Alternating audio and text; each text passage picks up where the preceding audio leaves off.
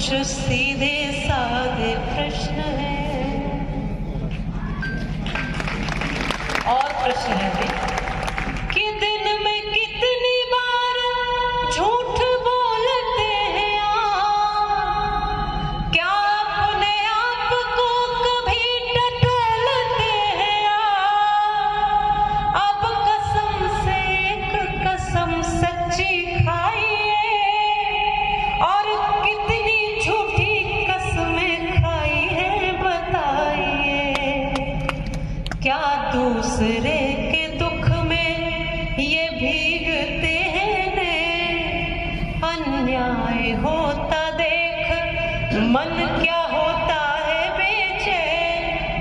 अगर नहीं तो जानिए पशु बन गए हैं आप। इंसान की खाल ओढ़े छुपे फिरते हैं जनाब। कुछ सीधे साधे प्रश्न हैं। चरित्रहीन है वो भी पूजनीय है। ये परिस्थिति भी कितनी निंदनीय है कि गुरु का आदर नहीं तो ज्ञान है बेकार। इस सभ्यता विकास को धिक्कार है धिक्कार। इस देश को कैसे बचाएंगे बताइए। इसको शिखर पे कैसे ले जाएं बताइए। वो दिन कब आएगा कि होगा सत्य का ही राज और देशभक्त होने में आएगी नहीं लाज। हमें देशभक्त होने में आएगी नहीं लाज। कुछ सीधे साधे प्रश्न हैं।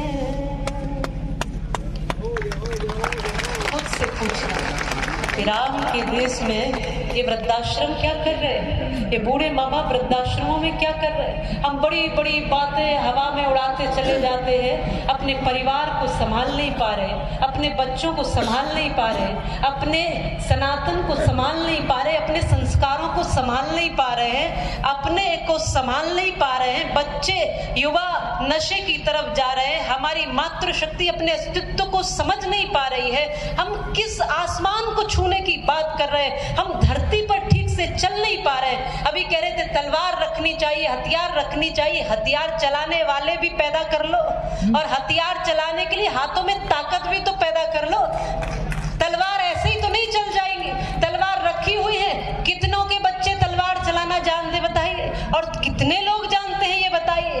तो उन चीजों को भूलते जा रहे हो, मूल को भूलते जा रहे हो, उस परंपरा को, सनातन संस्कृति को भूलते जा रहे हो और हवा में बड़ी बड़ी बातें करते हैं। हम तो कथा करते हैं, हम तो मूल से जुड़े हुए लोग हैं जी। मूल से जोड़ना सिखाते हैं। माँ बाप वृद्धाश्रम में रो रहे हैं और हम कौन सा आसमान छूने की बात कर रहे हैं? इस देश को अगर वास्तव में ऊंचाई पर ले जाना है तो व्यक्ति को एक सही नागरिक, सही पुत्र, सही बेटा, सही पति, सही बेटी, व्यक्ति को खुद का निर्माण करना पड़ेगा। आपको अपने बेटे बेटियों को अपना निर्माण सिखाना होगा। अपने निर्माण से राष्ट्र निर्माण की यात्रा शुरू होती है। खुद के मन को जोड़िए,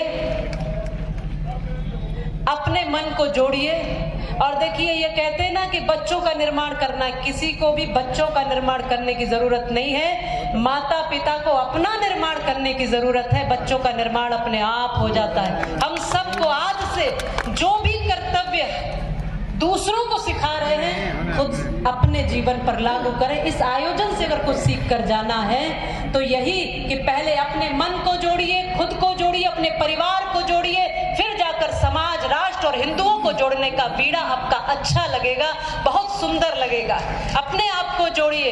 और मैं तो थोड़ा लिखने का भी मेरा भाव रहता है हमेशा। बस इसी भाव के साथ मैं वाणी को विराम की ओर ले जा रही हूँ कि अपनों की पीड़ा को अपनी पीड़ा बनाइए। आज हम बिखर गए हैं, बिछुड़ गए, किसी को किसी से मतलब नहीं है। अब कुछ दिन बाद एक सम्मेलन हो जाए और हम आकर एक साथ बैठ जाए, ऐसा नहीं। हर रोज हमें थोड़ा समय तो अपनों के लिए निकालना चाहिए, जरूर निकालना चाहिए।